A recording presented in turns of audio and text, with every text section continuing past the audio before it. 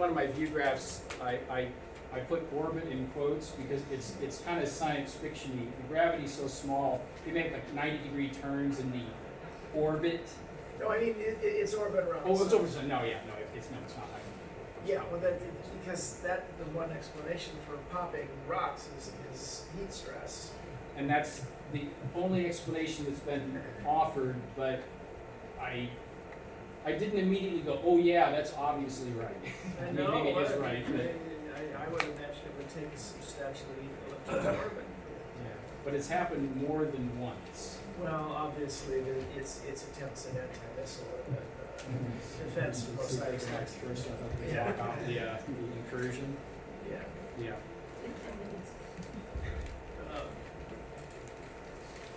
Really? So, just to summarize, again, from the perspective of development of asteroid resources, from OSIRIS-REx, we're going to get a sample which will augment what we're already learning from Japanese samples of different asteroids. Tell us both about one thing we learned from OSIRIS-REx, getting up close and taking thermal emission spectra, that a lot of the surface is covered what geologists call phyllosilicates, which normal human beings refer to as clays. Clays are minerals that can take up a lot of water. So right there's a good sign that there's water bound up in the rocks there that would be extractable if we started shoveling it up and processed it. So that's a piece of news we have now. Once we collect the sample and bring it back, then we can bring the full power of all of our analytic capabilities to figure out exactly what's in it, so how much water there actually is. And even in an asteroid like this, a carbonaceous asteroid, there is likely some amount of iron and other metals down at the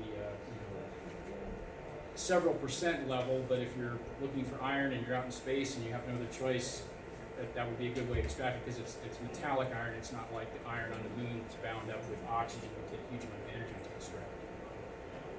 So that would be important information about a class of asteroids of which there are many, many, many in near-Earth orbits that are energetically more accessible than going to the surface of the moon. So I think that's really important. With Psyche, I mean, the funny thing about Psyche is probably the biggest piece of iron that would be accessible to us anywhere in the solar system. I mean, we can't get to the Earth's core. Well, we could, but that's a lot more work. So it's more iron than we could ever use, and a lot of other metals that are mixing more than we could ever use for at least a long time. And so having an understanding of what that resource is, it is farther away. It's a main belt asteroid, so it's 3.3 AUs out, so it's energetically farther away. But it is a huge amount of metal, and I'm pretty sure that if we ever do anything really big in space, it's going to involve metal. And then the Lucy thing, again, even farther out, because that's Jupiter's orbit, but those things are much more, probably have a water content much more like comets than these inner solar system objects as they form in the outer solar system. So again, that's going to be an important thing, understanding what the available water is from these small bodies. So that's kind of the state of things in terms of what we're spending money on right now, doing work on right now to answer some of these questions that you want to answer to be able to decide how you go about exploiting this resource. Cool. Thank you, Mike. Isn't it terrific that in San Diego would basically make humanity's eyes for going out there, or at least a very large fraction of the eyes that are sent out there. You had a question, sir? Yes, sir. What is the snow line? I am not familiar with that term.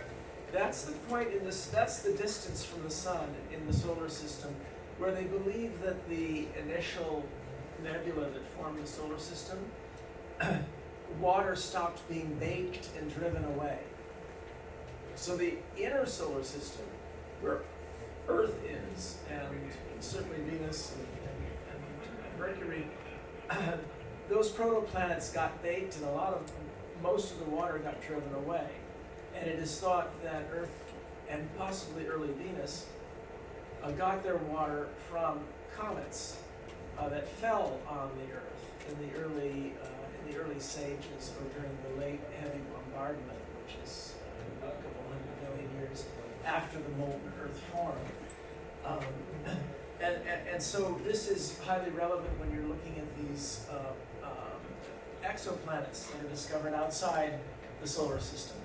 If you find an exoplanet that seems to have water, but it's inside that solar system's snow line, then it is suggested that it might have migrated inward, or that it got bombarded by its solar system's comets.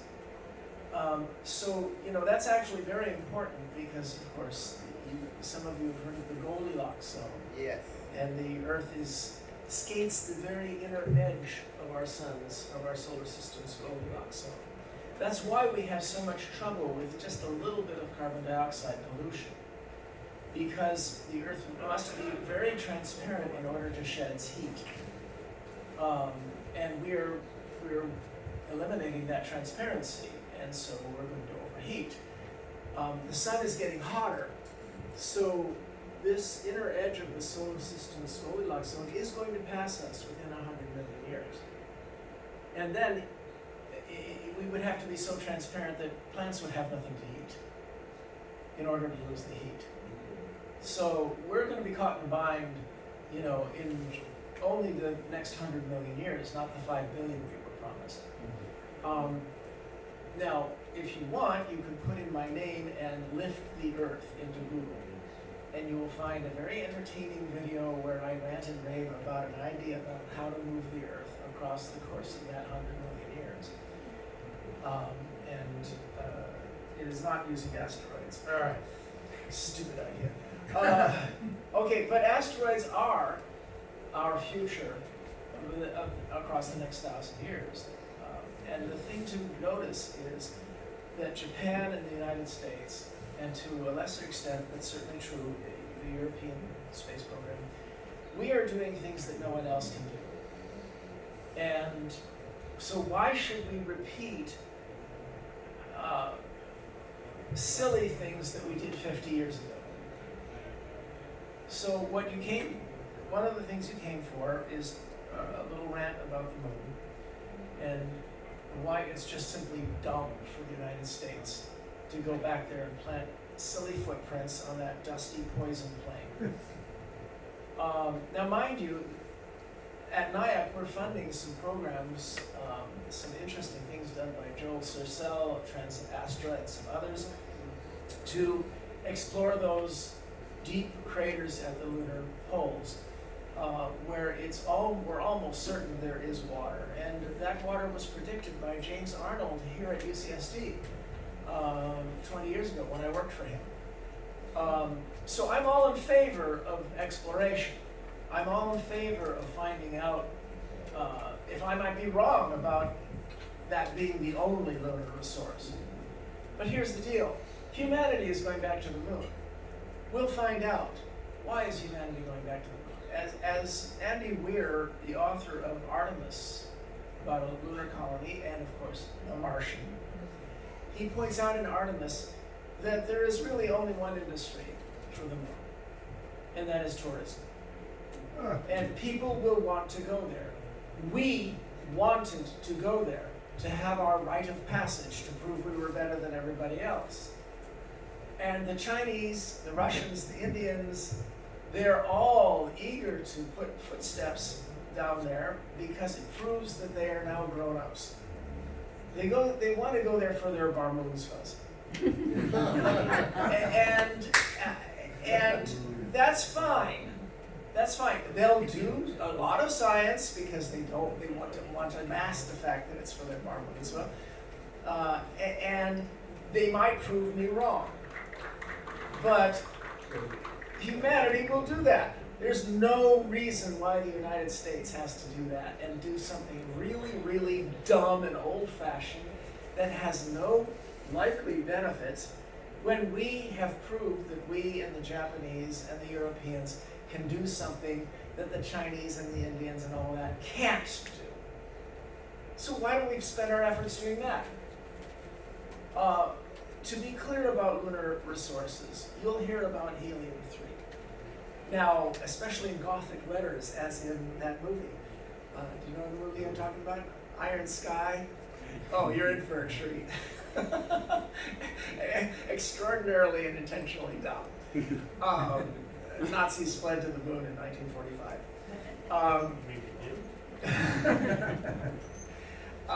In any event, helium-3 is mythological. There's no real evidence that there's large amounts there, and even if it is, terrific. Show me the helium fusion power plants that are customers for it. In which case, we'll go and get some. We can do that. They talk about titanium on the lunar surface, but the only metals that are left on the lunar surface, there's some aluminum, there's silicon, there's titanium. They're all there because they are locked into tight oxides that were light enough to float when the moon melted and dropped its iron into its core. And the moon was already depleted of metals because it was ripped off of our crust after most of our metals fell into the Earth's core. So you have an already depleted proto-moon, molten, and its metals sink, except for those that are caught in tight oxides. Do you have any idea how hard it is to make aluminum? The only aluminum plants are right next to huge hydroelectric dams because it takes gobs of energy to separate aluminum from its oxides. Now we could do it, but why when there are raw, pre-refined metals waiting for us out there in the asteroids? So on Earth we do have some ores. They come largely from either meteorite impacts or from water processes. You know, water seeping through the ground, through underground streams, forming ores of this and that. Show me that on the moon. So it's just a vast wasteland if you want to do stuff, except for the water at the poles. But so far we only know about enough water that it would be able to feed a couple of lunar colonies. Why should we steal from those future lunar colonists when we can get copious water elsewhere? Now we may discover that instead of gigatons, there are teratons of water at those poles. In which case, okay, then it's a competitive trade-off. I'm willing to steal that from future loonies. So that gives you a bit of a background about all of this. Now then, why has it suddenly become this major political push to go back to the moon? Because it's great dumb symbolism. And it is completely dumb, and it's being done over the kicking and screaming bodies of the NASA experts and the scientific community. But it's also treason because if we start an American program to put footsteps back on the moon, the same thing will happen as happened with the International Space Station. Remember when it was an American Space Station Freedom? And then suddenly, whoopee! We just made a diplomatic coup. We'll share costs.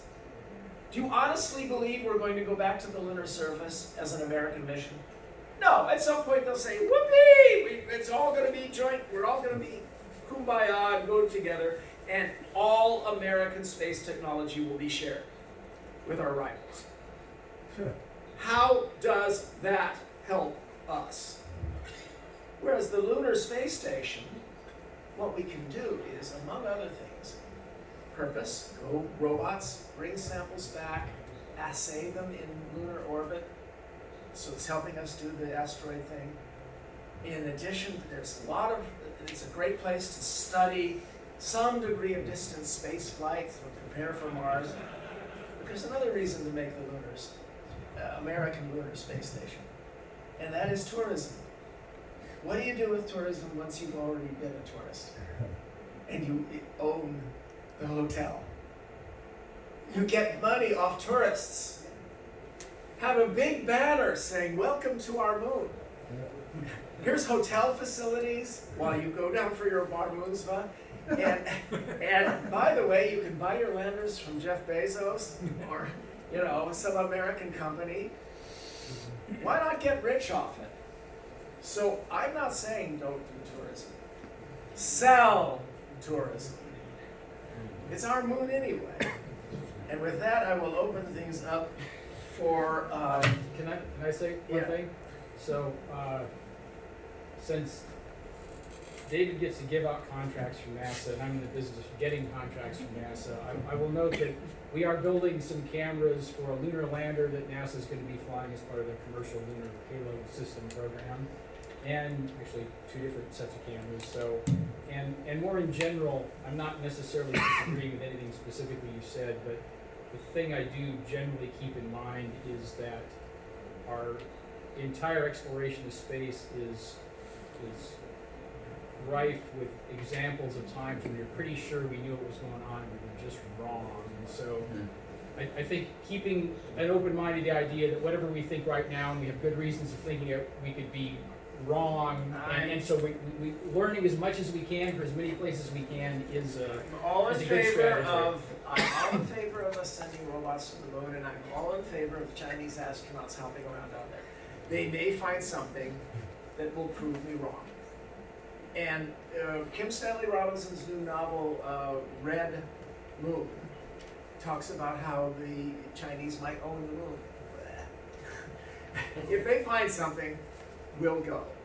And it wouldn't take us very long. We have time for a couple questions. Yes? What's the feasibility of capturing the asteroid itself and bringing the whole thing back? Well, I think it's politically highly unfeasible for people to bring something that ended the dinosaurs in close proximity. I think smaller samples, that's one reason, assaying in a lunar orbit will be very popular because people won't want 100-meter Chelyabinsk type, it could blow up in a city, something coming too close to the Earth until we know what we're doing. Now, if you're talking longer range, turning them into habitats, turning them into cities, some of the things we see in Expanse, but without the miserable human underclass plot driver. One hopes someone in this room, and I volunteer, lives to see it. We could bring them back and put them in orbit around the moon. Oh, well, from your mouth to Elon's ear. Anybody else with a question? Yeah. Yeah, first of all, I got 2 questions. One is just a devil's advocate one here. Do we know on the dark side of the moon that there is not resources that can be used? Well, the Chinese just landed there, and we have had orbiters around the moon for a very long time. So they've done the orbital spectral analysis, and there is no reason to believe that that there's anything on the other side that's not on the front side, except there's a slight difference in gravity between the 2 sides. That's why one side settled in on tidal forces. There might be some more scattered meteors and iron, but you can get some of that. If you drag a big enough magnet. And I recommend, by the way, the movie Moon. Really, really good movie. It could be scattered platinum and gold and, you know, all sorts of stuff. Yes, but how I think we know. widely scattered? And platinum is not magnetic, gold is not magnetic. So, you know, at least if you drag a magnet through through dust, you may get some iron, but I don't see you getting a lot else. But we'll find out from the Psyche mission. We'll find out a lot from that. Anybody else? So I got one more question here. So we had 2 major commercial industries that were looking at asteroid mining, and they're no longer around. Is there any other commercial sources that are actually interested in mining? Yeah, well, first off, planetary resources and the other one are merely suspended. And there are some efforts perking along. But TransAstra, the third one, is now getting all sorts of contracts, and they are they have a contract to develop a lunar ice, but also for taking small water-rich asteroids, bagging them and melting the water and collecting it. Because water is the first thing that's of use. We're not going to be able to laser cut, some metal asteroid very soon. But if we get water, then you can make rocket fuel and you can change the economy. And that's why Phobos, if it's a carbonaceous contract, if the Phobos mission drills down and finds water under the surface that can be harvested, then we use the same technology there as on the Martian surface, build refueling stations in both places and hydroponics farms, and then what Elon's talking about starts making sense. Sorry I kept you so long. I hope it was at least interesting.